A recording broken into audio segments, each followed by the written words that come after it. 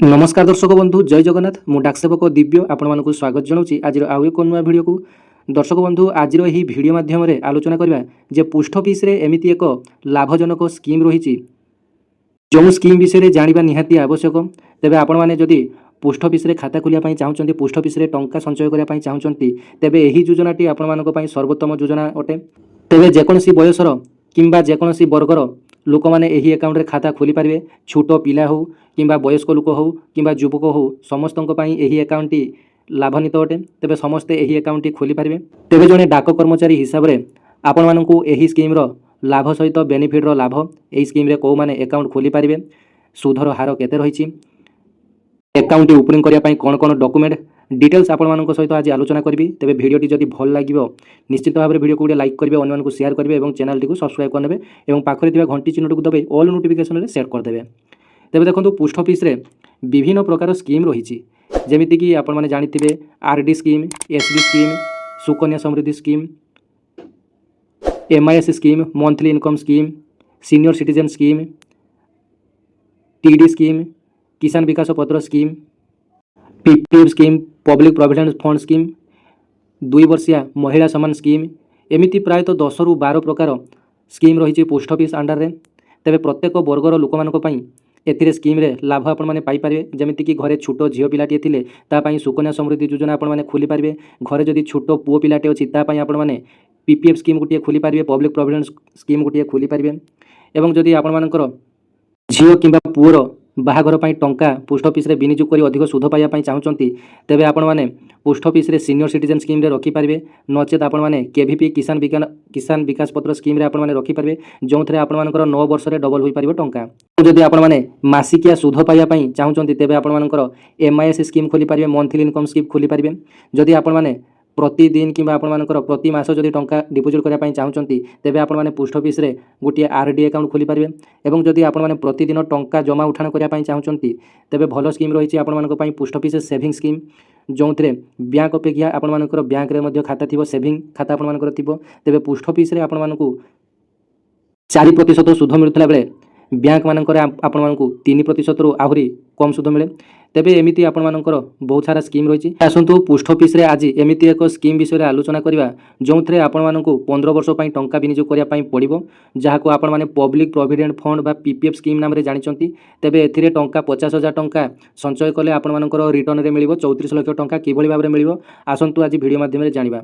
तेबे देखंतु बैंक अपेक्षा किंबा जेकोसी संस्था अपेक्षा पोस्ट ऑफिस सबुठारु निर्भरयोग्य संचय विकल्प भाव में विवेचना करा जाए। तेबे निवेश करबा विपदमुक्त और निश्चिंत रिटर्न प्रदान करिथाय पोस्ट ऑफिस। तेबे पोस्ट ऑफिस रे महिला मानक ठारू वरिष्ठ नागरिक छोट पिला मानक पई उत्कृष्ट स्कीम रही। पब्लिक प्रोविडेंट फंड रे वर्तमान सुधर हार रही 7.1 जहाँकि त्रैमासिक सुध रेट रे परिवर्तन आसी थाए। आसंतु एही योजनार संपूर्ण विवरणी प्रथमे संक्षेप रे जानि नियंतु।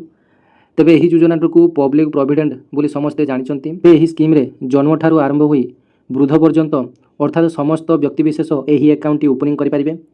तेबे ओपनिंग करिया पई मिनिमम बैलेंस 500 टंका आवश्यक एवं जो व्यक्ति नाम रे अकाउंट खोला जिवो तेबे तांकर 2 कॉपी फोटो, आधार कार्ड, पैन कार्ड एवं से निजे पोस्ट ऑफिस जीवा पई पड़िबो कारण फॉर्म रे सिग्नेचर रही।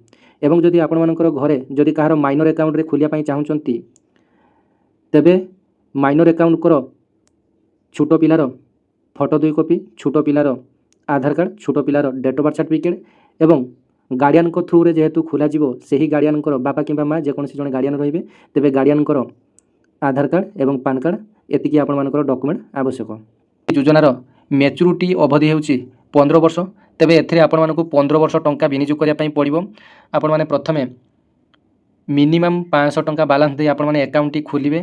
तापरे आपण माने वर्ष को आपण माने 1000 टंका रु कम रखि पारिबे नाही किंबा 1.5 लाख टंका रु अधिक रखि पारिबे नाही।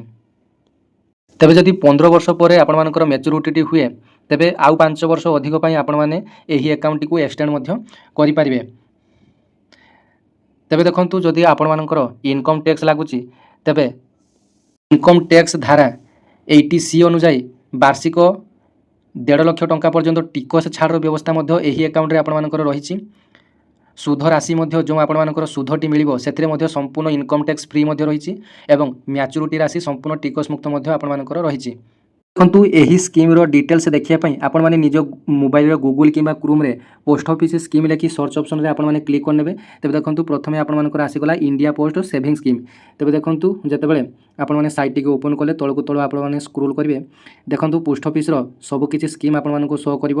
ଯେମିତିକି ପ୍ରଥମେ ଆପଣମାନଙ୍କର SB ଆକାଉଣ୍ଟ ଆସିଗଲା, ତାପରେ ଆପଣମାନଙ୍କର RD ଆକାଉଣ୍ଟ, ତାପରେ ଆପଣମାନଙ୍କର MIS ସ୍କିମ୍ ଆକାଉଣ୍ଟ ଆସିଗଲା, ତାପରେ ଆପଣମାନଙ୍କର ସିନିୟର ସିଟିଜେନ୍ ସ୍କିମ୍ ଆସିଗଲା, ତାପରେ ଆପଣମାନଙ୍କର ଏଠାରେ ଯେଉଁ PPF ସ୍କିମ୍ ଯେଉଁ ଆସିଛି ସେଇ PPM ସ୍କିମ୍ରେ ଆପଣମାନଙ୍କୁ ଏଠାରେ କ୍ଲିକ୍ କରିବା ପାଇଁ ପଡ଼ିବ କ୍ଲିକ୍ ଟୁ नो मोर। ବାସ୍ ଏଠାରେ ଆପଣମାନେ କ୍ଲିକ୍ କଲେ ଦେଖନ୍ତୁ ଏହି ସ୍କିମ୍ର ଡିଟେଲ୍ସ ଆପଣମାନଙ୍କର ଶୋ କରିବ।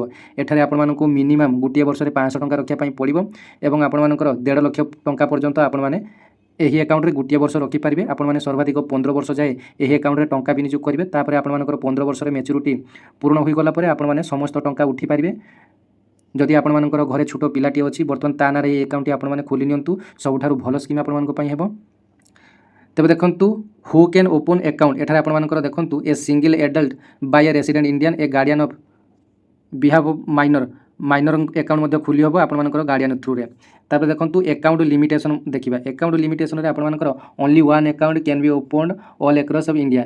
ଆପଣମାନଙ୍କର କେବଳ ନିଜ ନାମରେ କେବଳ ଗୋଟିଏ ଆକାଉଣ୍ଟ ଅଲ୍ ଇଣ୍ଡିଆରେ ଗୋଟିଏ ଆକାଉଣ୍ଟ ଖୋଲି ହେବ। ତାପରେ ଦେଖନ୍ତୁ ଡିପୋଜିଟ୍ରେ ଆପଣମାନଙ୍କର minimum deposit of race 5000 in a financial year, maximum deposit 1.5 lakh in a financial year.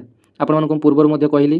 ତେବେ 500 ଟଙ୍କା ମିନିମମ୍ ଆପଣମାନେ ଗୋଟିଏ ବର୍ଷରେ ବିନିଯୋଗ କରିବେ ଏବଂ ବର୍ଷ ଶେଷରେ ଆପଣମାନେ 1.5 ଲକ୍ଷରୁ ଅଧିକରୁ ଯେମିତି ଆପଣମାନେ ସେଥିରେ ରଖିପାରିବେ ନାହିଁ। ଡିସକଣ୍ଟିନ୍ୟୁଏସନ୍ ଅଫ୍ ଆକାଉଣ୍ଟ, ଆପଣମାନଙ୍କର ଆକାଉଣ୍ଟଟି କେତେବେଳେ ଡିସକଣ୍ଟିନ୍ୟୁ ହୋଇଯିବ ଯଦି ଆପଣମାନେ କୌଣସି ବର୍ଷ 500 ଟଙ୍କାରୁ କମ୍ ଡିପୋଜିଟ୍ କଲେ ତେବେ ଆପଣମାନଙ୍କର ଆକାଉଣ୍ଟଟି ଡିସକଣ୍ଟିନ୍ୟୁ ହୋଇଯିବ। ତେବେ ପୁଣି ପର ବର୍ଷକୁ ଆପଣମାନେ ଡିପୋଜିଟ୍ ମଧ୍ୟ କରିପାରିବେ, କିନ୍ତୁ ଆପଣମାନଙ୍କର 50 ଟଙ୍କା ଡିଫଲ୍ଟ ଫାଇନ୍, 500 ଟଙ୍କା ଉପରେ ଆପଣମାନଙ୍କର 50 ଟଙ୍କା ଲେଖାଏଁ ଡିଫଲ୍ଟ ଫାଇନ୍ ଆପଣମାନଙ୍କର କଟିବ। ପ୍ରତ୍ୟେକ ବର୍ଷ ୱାଇଜ୍ ଆପଣମାନଙ୍କର 50 ଟଙ୍କା ଲେଖାଏଁ ଡିଫଲ୍ଟ ଫାଇନ୍ କଟିବ। ତେବେ ଦେଖନ୍ତୁ ଏଠାରେ ଇଣ୍ଟରେଷ୍ଟ ରେଟ୍ ମଧ୍ୟ ଭଲ ରହିଛି ଆପଣମାନଙ୍କର 7.1ରେ ଆପଣମାନଙ୍କର ଇଣ୍ଟରେଷ୍ଟ ରେଟ୍ ରହିଛି। ଲୋନ୍ ଫ୍ୟାସିଲିଟି ମଧ୍ୟ ଆପଣମାନଙ୍କର ଏଥିରେ ରହିଛି।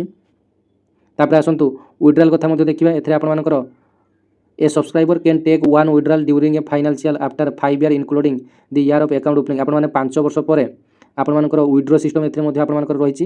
ଯେତେ ଟଙ୍କା ରଖିଥିବେ ସେଥିରୁ 50% ଟଙ୍କା ଏଥିରୁ ଉଠାଇ ପାରିବେ। ତେବେ ଦେଖନ୍ତୁ ମ୍ୟାଚୁରିଟି ହେଲେ ଆପଣମାନେ ବହୁତ ସାରା ଟଙ୍କା ପାଇବେ। ଦେଖନ୍ତୁ ମୁଁ ଆପଣମାନଙ୍କୁ ଡେମୋ ସହକାରେ ଦେଖାଉଛି। ମୁଁ ବର୍ତ୍ତମାନ ପୋଷ୍ଟ ଅଫିସ୍ର ଯେଉଁ ଇଣ୍ଟରେଷ୍ଟ କାଲକୁଲେଟରର ୱେବସାଇଟ୍ରେ ଅଛି। ତେବେ ଦେଖନ୍ତୁ ଏଠାରେ ମୁଁ ମନ୍ଥଲି କଣ୍ଟ୍ରିବ୍ୟୁସନ୍ ଆପଣମାନଙ୍କୁ 5000 ଦେଖୁଛି। ଆପଣମାନେ ଧରାଯାଉ ନିଜ ପିଲାଙ୍କ ନାଁରେ 5000 ମାସକୁ ମାସ ରଖୁଛନ୍ତି। ତେବେ ଦେଖନ୍ତୁ କାଲକୁଲେଟ୍ ଯଦି କରିବା ଆମେ, ତେବେ ଦେଖନ୍ତୁ ଏଥିରେ ଆପଣମାନଙ୍କର ଇଣ୍ଟରେଷ୍ଟ ରେଟ୍ ଅନୁସାରେ ଟୋଟାଲ୍ ଆପଣମାନେ 15 ବର୍ଷ ପାଇଁ ଆପଣମାନେ ଟଙ୍କା ବିନିଯୋଗ କଲେ, ମ୍ୟାଚୁରିଟି ପିରିୟଡ଼ ଆପଣମାନଙ୍କର 15 ବର୍ଷ ରହିଲା, ଟୋଟାଲ୍ କଣ୍ଟ୍ରିବ୍ୟୁସନ୍ କଲେ ଆପଣମାନେ 9 ଲକ୍ଷ ଟଙ୍କା। ଆପଣମାନଙ୍କର ପ୍ରତି ମାସ ଯଦି ଆପଣମାନେ 5000 ଟଙ୍କା ଲେଖାରେ ରଖୁଛନ୍ତି ତେବେ ପ୍ରତି ବର୍ଷ ଆପଣମାନେ କେତେ ରଖିଲେ 12×5 = 60,000। ତେବେ ସେହି ଅନୁସାରେ ଆପଣମାନେ 15 ବର୍ଷରେ କେତେ ରଖିଲେ 15×6 = 90 ଅର୍ଥାତ୍ 9 ଲକ୍ଷ ଟଙ୍କା ରଖିଲେ। ତେବେ ଆପଣମାନଙ୍କ ଦେଖନ୍ତୁ ଟୋଟାଲ୍ ଇଣ୍ଟରେଷ୍ଟ ଆପଣମାନଙ୍କର 6,77,841 ଟଙ୍କା ଆପଣମାନଙ୍କର ହୋଇ ବାହାରିବ 15 ବର୍ଷ ପରେ। ତେବେ ଦେଖନ୍ତୁ 9 ଲକ୍ଷ ଟଙ୍କା ରଖିଥିଲେ ପାଇବେ ଆପଣ କେତେ ନା 15,77,841 ଟଙ୍କା ଏବଂ ଏଥିରେ ଆପଣମାନଙ୍କର ଇନକମ୍ ଟ୍ୟାକ୍ସ ମଧ୍ୟ ଲାଗିବାର ନାହିଁ। ଆପଣମାନଙ୍କର ବ୍ୟାଙ୍କରେ ଇନକମ୍ ଟ୍ୟାକ୍ସ ଲାଗେ କିନ୍ତୁ ପୋଷ୍ଟ ଅଫିସ୍ରେ ଆପଣମାନଙ୍କର ଇନକମ୍ ଟ୍ୟାକ୍ସ ଜମା ବି ଲାଗେ ନାହିଁ। ତେବେ ଦେଖନ୍ତୁ ଏହାର ଚାର୍ଟଟିକୁ ଆପଣମାନେ ଦେଖିପାରିବେ ଏବଂ ସ୍କ୍ରିନଶଟ୍ ମଧ୍ୟ ଯାହାର ଦରକାର ଆପଣମାନେ ମଧ୍ୟ ନେଇପାରିବେ। ଯଦି ଆପଣମାନେ ମାସକୁ ମାସ 1000 ଟଙ୍କା ଲେଖାଏଁ ନିଜର ପିଲା ନାଁରେ ରଖିବା ପାଇଁ ଚାହୁଁଛନ୍ତି କିମ୍ବା ଯେକୌଣସି ଆକାଉଣ୍ଟଧାରୀଙ୍କ ନାଁରେ 1000 ଟଙ୍କା ମାସକୁ ରଖିବା ପାଇଁ ଚାହୁଁଛନ୍ତି, ତେବେ ଦେଖନ୍ତୁ ଆପଣମାନେ 1,80,000 ଟଙ୍କା ରଖିଲେ ଆପଣମାନଙ୍କୁ 1,35,572 ଟଙ୍କା ସୁଧ ଆକାରରେ ଆପଣମାନେ ପାଇବେ। ତେବେ ଦେଖନ୍ତୁ 1,80,000 ଆପଣମାନେ ରଖିଥିଲେ ଆପଣମାନେ ସୁଧ ସହ ପାଇବେ 3,15,572 ଟଙ୍କା। ଆପଣମାନେ ସ୍କ୍ରିନ୍ରେ ଦେଖିପାରୁଛନ୍ତି କାଲକୁଲେସନ୍ଟିକୁ। ଯଦି ଆପଣମାନେ ମିନିମମ୍ 1000 ଟଙ୍କା ଲେଖାଏଁ ପ୍ରତି ମାସ ରଖୁଛନ୍ତି ତେବେ ଏଥିରେ ଆପଣମାନଙ୍କୁ 3,15,572 ଟଙ୍କା ମିଳିବ। ସ୍କିମ୍ଟି ଭଲ ସ୍କିମ୍। ଯଦି ଆପଣମାନଙ୍କର ଘରେ ଯଦି ଝିଅ ପିଲାଟି ଅଛନ୍ତି ଆପଣମାନେ ସୁକନ୍ୟା ସମୃଦ୍ଧି ଆକାଉଣ୍ଟଟିଏ ତାଙ୍କ ନାଁରେ କରିଦେବେ। ଝିଅଟିର ବୟସ ଯଦି 10 ବର୍ଷରୁ ପାରି ଯାଇଛି ତେବେ ଆପଣମାନେ ତାଙ୍କ ନାଁରେ ଗୋଟେ PPF ଆକାଉଣ୍ଟ ଖୋଲିଦେବେ। ଯଦି ଆପଣମାନଙ୍କର ଝିଅର ବୟସ ଜନ୍ମରୁ 10 ବର୍ଷ ମଧ୍ୟରେ ଅଛି ତେବେ ଆପଣମାନେ ସୁକନ୍ୟା ସମୃଦ୍ଧି ଆକାଉଣ୍ଟଟି ଖୋଲିଦେବେ, କାରଣ PPF ଆକାଉଣ୍ଟ ଅପେକ୍ଷା ସୁକନ୍ୟା ସମୃଦ୍ଧିରେ ଅଧିକ ସୁଧ ପ୍ରଦାନ କରିଥାଏ। ତେବେ ଯଦି ଆପଣମାନଙ୍କର ଘରେ ଯେକୌଣସି ଗୋଟେ ପୁଅ ପିଲା ରହିଛି କିମ୍ବା ଯେକୌଣସି ବ୍ୟକ୍ତିଙ୍କ ନାଁରେ ଆକାଉଣ୍ଟଟି ଖୋଲିବା ପାଇଁ ଚାହୁଁଛନ୍ତି ତେବେ ଆପଣମାନେ PPF ଆକାଉଣ୍ଟଟି ଖୋଲିପାରିବେ। 15 ବର୍ଷ ଲଙ୍ଗ୍ ଟର୍ମ ଆପଣମାନଙ୍କ ପାଇଁ ରହିଛି ଏବଂ ଏଥିରେ ଡେଥ୍ ବେନିଫିଟ୍ ମଧ୍ୟ ରହିଛି। ଆପଣମାନଙ୍କର ନୋମିନିକୁ ଆପଣମାନଙ୍କର ଟଙ୍କାଟି ମିଳିଯିବ। ଏହି ଆକାଉଣ୍ଟଟି ଓପନିଂ କରିବା ପାଇଁ ଆପଣମାନେ ନିକଟସ୍ଥ ପୋଷ୍ଟ ଅଫିସକୁ ଯିବେ। 2ଟି ଫଟୋକପି ଆଧାର ପାନ କାର୍ଡ଼ର ଜେରକ୍ସ ଅରିଜିନାଲ ମଧ୍ୟ ନେଇଯିବେ। ନିଜେ ମଧ୍ୟ ଯିବାକୁ ପଡ଼ିବ ଏବଂ ଆକାଉଣ୍ଟଟି ଖୋଲିବା ସମୟରେ ଆପଣମାନଙ୍କୁ ମିନିମମ୍ 500 ଟଙ୍କା ଦେବା ପାଇଁ ପଡ଼ିବ। ସେମ୍ ଡେ ଆପଣମାନଙ୍କର ଆକାଉଣ୍ଟଟି ଖୋଲିଯିବ। ତା ପରଦିନ ଆପଣମାନେ ପୋଷ୍ଟ ଅଫିସକୁ ଯାଇ ଆକାଉଣ୍ଟର ବହିଟିକୁ ଆପଣମାନେ କଲେକ୍ଟ କରିପାରିବେ। ତେବେ ଏଇଟା ଥିଲା ଆପଣମାନଙ୍କ ପାଇଁ ଡିଟେଲ୍ସ ଅପଡେଟ୍। ଯେଉଁମାନେ କି ପୋଷ୍ଟ ଅଫିସରେ ଖାତା ଖୋଲିବା ପାଇଁ ଚାହୁଁଛନ୍ତି ତେବେ ଆପଣମାନେ ଏହି ଆକାଉଣ୍ଟରେ ଖାତା ଖୋଲିପାରିବେ।